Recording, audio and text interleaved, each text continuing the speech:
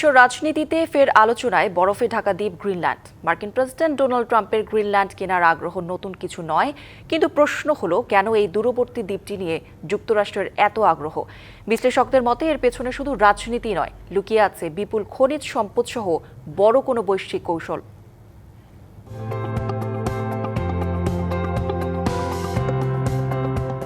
পৃথিবীর সবচেয়ে বড় দ্বীপ গ্রিনল্যান্ড উত্তর আটলান্টিক ও আর্কটিকের সংযোগস্থলে অবস্থিত ডেনমার্কের স্বায়ত্তশাসিত অঞ্চল। মাত্র ৫৬,০০০ মানুষের এই দ্বীপের আয়তন ইউরোপের একাধিক দেশের সম্মিলিত আয়তনের চেয়েও বড়, যদিও প্রায় ৮০% বরফে ঢাকা। গ্রিনল্যান্ডের মূল শক্তি এর কৌশলগত অবস্থান।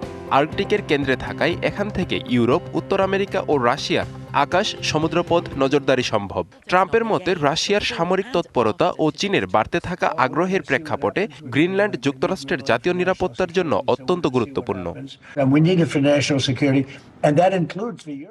এছাড়াও গ্রিনল্যান্ডে রয়েছে বিপুল প্রাকৃতিক সম্পদ, রয়েছে দুষ্প্রাপ্য খনিজ, ইউরেনিয়াম, লোহা, দস্তা, সোনা এবং তেল গ্যাসের সম্ভাব্য মজুদ। জলবায়ু পরিবর্তনের ফলে গলতে শুরু করেছে গ্রিনল্যান্ডের বরফ। এতে একদিকে যেমন পরিবেশগত ঝুঁকি বাড়ছে, অন্যদিকে আবার খুলে যাচ্ছে নতুন আর্কটিক সমুদ্রপথ, যা ভবিষ্যতে এশিয়া, ইউরোপ ও আমেরিকার মধ্যে বাণিজ্যকে আরও দ্রুত ও সহজলভ্য করতে পারে। শিয়া বাটার ও ভিটামিন ই সমৃদ্ধ লিলি বিউটি সোপ, তারুণ্যময় উজ্জ্বল ত্বকের জন্য। রিমার্ক।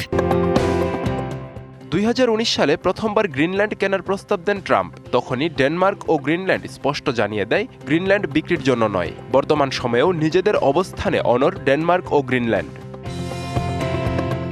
সব মিলিয়ে গ্রিনল্যান্ড শুধু বরফে ঢাকা একটি দ্বীপ নয়, এটি ভবিষ্যতের নিরাপত্তা, প্রযুক্তি ও বৈশ্বিক ক্ষমতার প্রতীক। ট্রাম্পের আগ্রহ বাস্তবে রূপ নেবে কিনা তা অনিশ্চিত, তবে গ্রিনল্যান্ড যে আগামী দিনের ভূরাজনীতির কেন্দ্রে তা এখনই স্পষ্ট। আব্দুল্লাহ আল মারুফ, ডিবিসি নিউজ ডেস্ক।